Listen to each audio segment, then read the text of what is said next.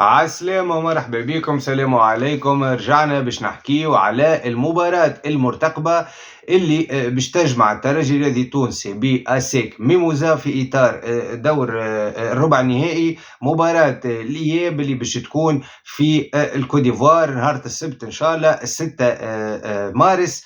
والتوقيت الحقيقة أنا من الأول سامع اللي هي التسعة، في فلاش سكور محطوط على 10، الله أعلم توقيت تونس وقتاش باش تكون، 9 ولا 10. المفيد المباراة باش تكون في سهرية يوم السبت، مباراة العودة اللي ينتظروا فيها المكشخين الكل ينتظروا فيها باش يشوفوا بطبيعة الترجي شنو الوجه اللي باش يظهر بيه. والأهم من هذايا الترجي كان في صورة ما يترشح بحول الله، وهذا الشيء اللي نتمناه من ربي سبحانه، انه الترجي يعمل خطوة كبيرة في اطار الترشح زادة لكأس العالم للأندية، اللي هو خلينا نقول المرة هذه الهدف الأكبر والأسمى متاع الترجي الرياضي التونسي، نظرا للقيمة المادية الكبيرة اللي باش تجي وراء الترشح هذه، اللي هي معناه مبلغ يقارب ل 100 مليار ولا أكثر، مبلغ مهول اللي الحقيقة ينجم يخول الترجي الرياضي التونسي باش يعمل نقلة نوعية في كل شيء. دونك هدف كبير قاعدة تخدم عليه الترجي الرياضي التونسي في صمت. ان شاء الله يا ربي نخلطوا اللي نحبوا عليه باش نحكيو على المباراة المرتقبة باش نقدموها. ولكن قبل هذه الكل وكيما العادة نصليو على أشرف الخلق سيدنا محمد صلى الله عليه وعلى آله وصحبه وسلم، ونبداو في الحكاية بتاعنا. المباراة الحقيقة كبيرة مرتقبة، برشا عبيد متخوفة منها. شفنا الناس الكل يعني كيفاش كانت مباراة الذهاب اللي لهنا في رادس، الترجي يعني امتلك الكرة بنسبة 80%، خلطنا في بعض الأوقات 82 و 83%، 22 محاولة على المرمى، 14 ركنية، في المجمل كرات ثابتة فاتوا 18. ولكن الترجي يخرج بنتيجة 0-0. الأسيك ينجح في أنه يخرج بالتعادل هذايا، ورغم الأسيك معناها ما لعبش ضد الترجي، جاء باش يدافع، جاء أساسا باش يدافع وخرج بالنتيجة اللي حب عليها. الناس الكل تحكي انه في مباراة الاياب باش يكون فما فرص للترجي، نظرا انه لاسيك صعيب تقعد على نفس الريتم. وانا بدي نأيد الموضوع هذا، على خاطر الحقيقة الاسيك ما ورات حتى شيء في رادس، ما وراتش لعب، ورات تنظيم صحيح، ورات وجود حضور دفاعي صحيح. الحارس متاعها كان حاضر في الكور العالية، الكل جوارتها كانوا حاضرين في الليدويل، ولكن لاسيك ما وراتش يعني هجوميا حتى شيء. لهنا نحن ننتظروا الناس الكل اللي طريقه الاسيك باش تختلف في الكوديفوار. الاسيك باش تحاول كمان في بلادها تاخذ الريسك. انا شخصيا ما نتصورش اللي الاسيك باش تعاود تلعب بنفس النسق، ولو انه فما راي معين قاعد يقول اللي حسابيا ونظريا وفنيا الترجي اقوى من لاسيك، وهذا ظهر في مباراه الذهاب. دونك قالوا برشا عباد انه لاسيك باش تحاول تخرج المباراه 0-0 للاخر، وممكن حتى تلعب على سيناريو بتاع ضربه جزاء. باهي الكلام هذا يخلينا نمشيو في السيناريوهات المحتمله. السيناريوهات المحتمله، ترجي تنجم هذا احسن سيناريو تنتصر غاديك وتترشح ديريكت، كيما تنجم الترجي تعمل تعادل ايجابي مهما كان 1-1 2-2، المفيد تعادل ايجابي بالاهداف. كيف السيناريو هذا يخول للترجي انه تترشح. التعادل السلبي لا قدر الله هو يعديك لضربة الجزاء. دونك لهنا وبطبيعه الحال الخساره لا قدر الله تخليك تخرج من المسابقه، وهذا الشيء اللي ما نتمناهوش، هذوما اللي كابوسيبل. دونك بالنسبه لي انا الترجي ساعه بالطبيعه الاكيد انك ما تقبلش هدف، ولكن زاده باش تضمن شويه، راك انت لو فات تمركي هدف واحد، فرضيت انك تسجل هدف في المباراه هذيك، راهو يصعب برشا على المنافس نتاعك، على خاطر المنافس نتاعك في الواحد صفر هذاك هو خارج، في الواحد واحد هو زاد خارج، وما باش يخرج، ما باش يولي يخرجك الا ما يقبل عليك 2-1. ونحن شفنا اللي الترجي من نقاط القوه نتاعها زاد من اللي جاء كاردوزو اللي هما معناها الكلين شيت. الترجي 6 مباريات مع كاردوزو بدون اي هدف، مش وصل توا حتى من الرقم القياسي نتاع معاذ بن شريفيه بالكلين شيت في الشامبيونز ليج في مباريات متتاليه اللي هو عمره 19 سنه.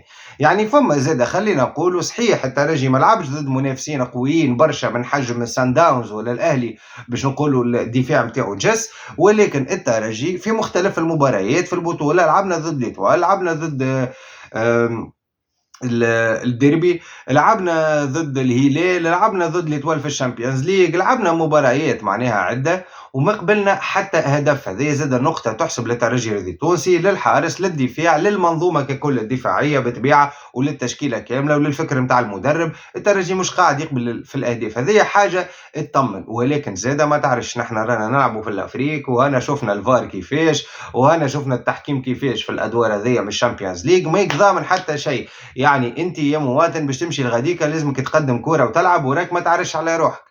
راهو تنجم تجيك ضربة جزاء من الحيد ضدك، تنجم تصير لك حكاية، ما تنجم تعمل حتى شيء، لا قدر الله تلقى روحك تجري على السكور. دونك الأبجل إنه الترجي ساعة ما يقبلش أهداف، اللي هذيا ديما الريجل دور، وهي القاعدة نمر واحد اللي يتمشيو فيها. ومن بعد بطبيعة الحال ساسرا بارفيه كان الترجي الرياضي التونسي يتمكن من تسجيل هدف مهما كانت الطريقة متاعو، وهكاك ينجم الترجي يلعب بأريحية أكثر، ويخون له الشيء هذا انه هو يتحكم في نسق المباراة. كنت مقيد شويه حاجات بالنسبه للمباراه هذه، لازم حاجات نستغلوهم اللي هما ما مشاوش في الليل. اكزامبل الكرات الثابته. وحاجه ثانيه، الكرات الثابته نحن ما استغليناهمش، هما كانوا موجودين في الليل ولكن ما استغليناهمش رغم طول القامه نتاع الجوارات نتاع الترجي الرياضي التونسي. مرياح، توغاي، رودريغيز، كيباسويك هبط. توا عندك بن حموده زاد بوان مهم برشا. بن حموده رجع صحيح، برشا عباد نعرف ما تحبش بن حموده، وبرشا عباد ما تعجبهاش طريقه لعب بن حموده، وانا شخصيا راني مانيش فان بن حموده. وانا سيغتان مومون حكيتها برشا مرات في فيديوهات قديمه، ويعرفوا معناها العباد اللي تبع فيا اللي ما نشوفش بن حموده جوار نتاع الترجي. ولكن ساعات زاد كيصير لك بلوكاج في رودريغيز، وما عادش ينجم يلقى كيفاش، وكيما في طرح لاليه مضيع زوز كور بالراس اللي هما كانوا نجموا زوز بونت، ولا رانا توا عباره نلعبوا مترشحين. وقتها لازمك تدز حد اخر. كي باسوي شفنا الناس الكل مازال ماهوش مستانس بالاجواء، ورزين شويه الحقيقه. كي باسوي لاعب يعتمد الاكثريه على الامكانيات البدنيه اللي عنده، ماهوش مهاري برشا. صحيح بن حموده زاد ماهوش مهاري، ولكن بلو رابيد عليه. بن حموده الحقيقه سريع اكثر، ونحن في مرحله معينه مستحقين للسرعه. يعني شفنا الترجي كان فما بطء في مباراه الذهاب، كنا نشدوا في كوره ندوروا في كوره ندوروا على اليمين وعلى اليسار، ولكن كانت رزينه الدنيا، ما كانتش ما تحسش ترجي سريعه في تدوير الكره وفي الترانزيسيون من تالي القدام. يعني بن حموده كي يحضر لك وتدخلوا تدزوا في 10 دقائق ولا 15 دقيقه هكا تهبطوا للميدان يعطي ما عنده، راهو ينجم يعاونك بالكدا، ينجم حتى يظفر لك بهدف الفوز. دونك بالنسبه لي انا نشوفه حل بن حموده. طريقة اللعب كما قلنا فما حاجات ما استغليناهمش، اللي هما الكرات الثابتة اللي هذوما بالحق ان شاء الله يا ربي يخدموا عليهم الايامات اللي بقاو. الكل كان لازم كل يوم ما يخدموا كان عليهم، على خاطر النومبر هذاك اللي صار شيء اسف انه ما نستغلوا منهم حتى كوره.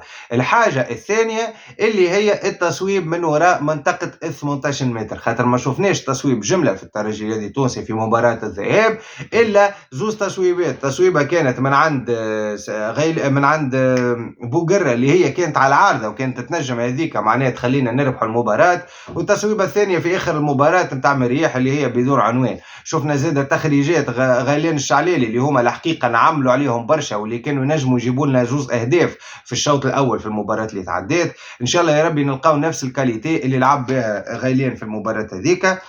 حاجه اخرى زاد انا من وجهه نظر نتاعي الخاص ندعو انه يشرك بوقرة المره هذيا من الاول، ما فماش علاش الحقيقه يدز بوكيا. شفنا بوكيا مازال ما دخلش في الريتم، يا خويا خليه مباريات الشامبيونا دخلوا بشويه بشويه. بوقرة حاضر اكثر.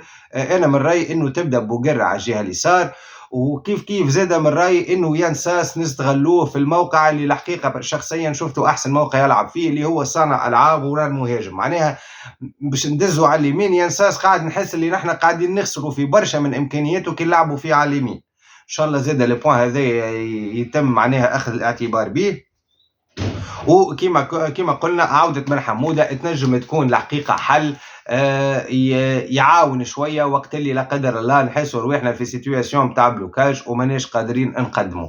المباراه باش تكون صعيبه وماهيش سهله، نعرفوا الناس الكل الرطوبه اللي موجوده والاجواء في افريقيا وخاصه في الكوت ديفوار رطوبه كبيره حتى كانت تروح في الليل، ولكن باقي على الاقل خير من اللي تلعب في القويل. مباراه باش تكون صعيبه ماهيش سهله، الناس الكل قلوبنا مع الجمعيه ان شاء الله يا ربي يفرحونا. انا متفائل ان شاء الله الناس الكل زاده تتفائلوا.